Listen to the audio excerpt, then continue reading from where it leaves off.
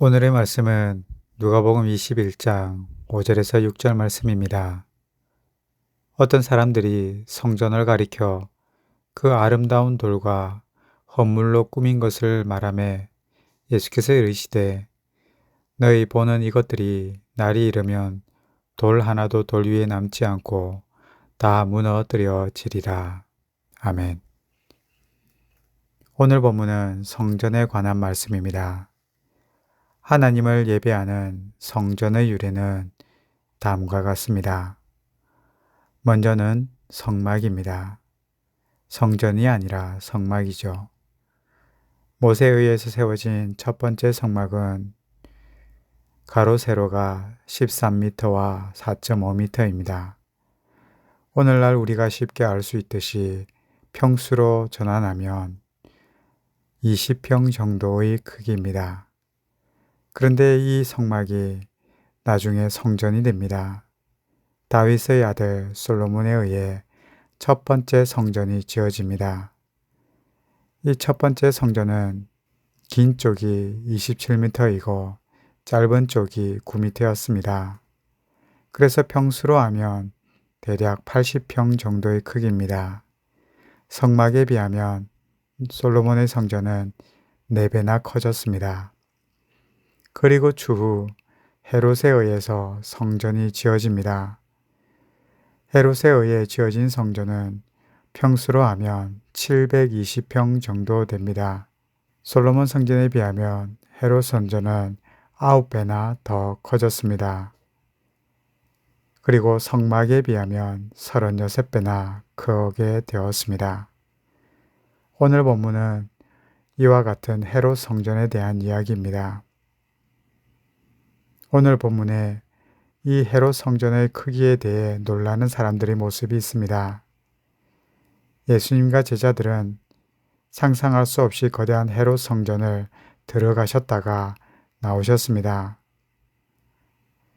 방금 말씀드린 이 헤롯 성전은 성전만 720평이고 마당까지 하면 37,000평에 이른다고 합니다.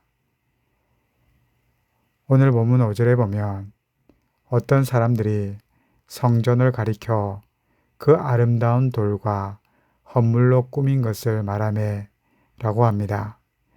사람들은 이 성전에 대해서 크게 3가지로 놀랍니다. 첫 번째는 아름다운 돌입니다. 돌이 얼마나 아름답고 웅장했는지 놀랍니다. 그리고 두 번째는 헌물입니다. 수많은 사람들이 드린 헌물이죠. 그리고 세 번째는 그 헌물, 값진 헌물을 가지고 예술적으로 장식한 그것에 놀랍니다. 사실 오늘날도 동일합니다.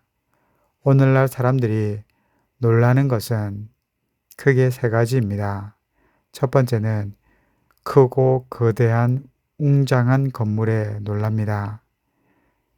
그리고 두 번째는 매우 값진 것을 보면 놀라게 됩니다. 그리고 세 번째는 아름다운 예술적 솜씨를 보면 놀라게 됩니다.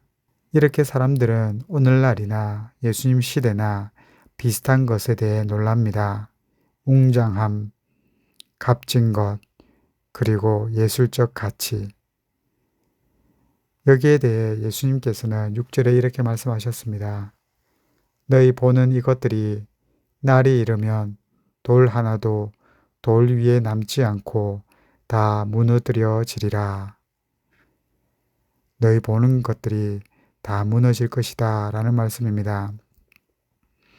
그런데 여기에서 조금 자세히 보면 언제 무너진다고 하냐면 날이 이르면이라고 합니다. 말하자면 하나님의 때가 되면 무너진다는 것이지요. 사람들은 내 눈으로 보이는 것이 영원할 것이라고 여깁니다. 내가 지금 건강하면 영원히 건강할 것이라고 여기고 내가 가진 물질이 많으면 그 물질이 영원히 있을 것이라고 여깁니다. 때로 어떤 사람들은 자신의 힘과 권력이 있으면 그 힘과 권력은 영원할 것이라고 여기지요. 그런데 우리는 다 알고 있습니다. 나도 다른 사람들처럼 건강이 약해질 것이고 나도 나중에는 재산이 조금씩 줄어들 것이며 나도 나중에는 힘과 권력이 약해질 것이라는 것을. 그런데 우리는 그것을 모두 잊어버리고 살아갑니다. 왜냐하면 우리는 눈에 보이는 것만 보기 때문이죠. 그러나 예수님은 눈에 보이지 않는 것을 보시고 계셨습니다. 과연 예수님은 무엇을 보셨을까요? 그리고 어떠한 권면을 하고 계실까요? 첫 번째는 이것입니다. 성전의 파괴와 구원에 대한 말씀입니다. 6절에서 우리가 본 것과 같이 눈에 보이는 것이 아무리 화려해 보여도 무너진다고 했습니다. 그래서 8절에서 예수님은 이렇게 말씀하셨습니다. 이르시되 미혹을 받지 않도록 주의하라. 미혹에 넘어지지 말라는 것입니다. 우리는 살아가다 보면 길을 잃어버립니다. 그리고 방황합니다. 낯선 지역을 갔는데 길을 잃어버린 것 같고 이리저리 방황할 때가 있습니다. 오늘날 같으면 스마트폰이 있고 내비게이션이 있지만 우리가 아무것도 없다면 길을 잃어버렸을 때 정말 두려움과 공포가 몰려올 것입니다. 그리고 8절에서 이어서 이렇게 말합니다. 많은 사람이 내 이름으로 와서 이르되 내가 그라하며 때가 가까이 왔다 하겠으나 그들을 따르지 말라라고 합니다. 다른 말로 하면 미혹에 넘어가지 말고 미혹하는 사람들을 따르지 말라는 말씀입니다. 잘못된 가르침이 있고 잘못된 권면이 있고 잘못된 교훈이 있을 것인데 그러한 잘못된 가르침이나 권면이나 교훈을 따르지 말라고 합니다. 그러면서 9절에서는 이렇게 말합니다. 난리와 소요의 소문을 들을 때에 두려워하지 말라. 사람들은 길을 잃어버리는 순간 두려움이 몰려옵니다. 내가 어디로 가야 할지 잃어버리는 그 순간 우리는 두려워합니다. 그래서 우리는 기억해야 됩니다. 8절과 9절에 기억하라는 말씀을 우리는 찾을 수 없지만 그러나 여기에는 확실한 것이 있습니다. 바로 8절과 9절을 기억하고 있어야 한다는 것입니다. 혼란스러울 때, 길을 잃어버릴 때, 판단력이 흐려졌을 때 바로 8절과 9절을 기억하시길 바랍니다. 사람들의 교훈을 있는 그대로 받아들이지 마십시오. 사람들의 말을 다 믿지 마십시오. 사람들의 권면을 너무 순수하게 받아들이지도 마십시오. 왜냐하면 모두 다 자기 입장입니다. 따라서 우리는 어떻게 해야 하는가? 하나님의 말씀, 예수님의 말씀을 기억해야 합니다. 그리고 그 말씀을 기억하고 예수님의 권면을 따라야 할 것입니다. 다음으로 예루살렘 파괴와 구원에 대해서입니다. 20절에 보면 군대가 성을 쌓을 것이라고 말합니다. 실제 역사적으로 일어난 사건이 있었습니다. 베스파시아누스의 아들 티투스가 그의 나이 29세 때 예루살렘을 완전히 포위합니다.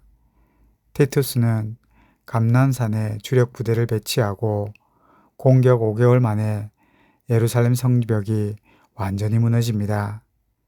이때 저항하던 군대는 성전으로 올라가서 결사항전을 합니다. 결국 모두 다 죽음을 맞이합니다. 예수님은 이 일을 미리 알고 계셨고 말씀하신 것입니다.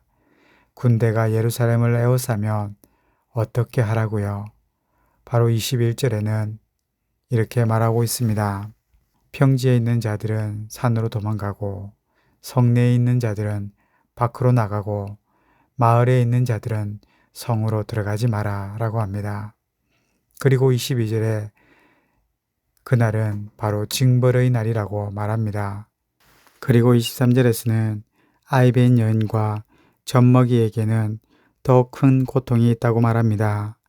왜냐하면 도망가지 못하기 때문입니다. 아이벤 여인은 빠르게 멀리까지 도망가지 못합니다. 젖먹이 어머니에게는 아기가 있기 때문에 빨리 도망갈 수가 없습니다. 말하자면 그들에게는 더 큰 고통이 있다는 것이지요. 그렇다면 우리 구주 예수님은 이런 고난의 날에 무슨 일을 하실까요? 바로 28절입니다. 이런 일이 되기를 시작하거든 일어나 머리를 들라 너희 속량이 가까이 왔느니라 하시더라. 바로 이러한 때에 예수님께서는 속량을 준비하고 계십니다. 여기서 말하는 속량은 구원을 의미하는 것입니다. 그 고통과 고난 속에서 하나님은 구원을 준비하십니다. 하나님의 아들 예수님은 고통과 고난 속에 있는 사람들을 위해 구원을 준비하고 있습니다. 성전은 하나님의 심판을 면하기 어렵지만 그래도 구원은 있다고 하셨습니다. 예루살렘이 파괴되고 심판을 받게 되지만 그래도 예수 그리스도의 구원은 있습니다. 따라서 성경은 이렇게 말합니다.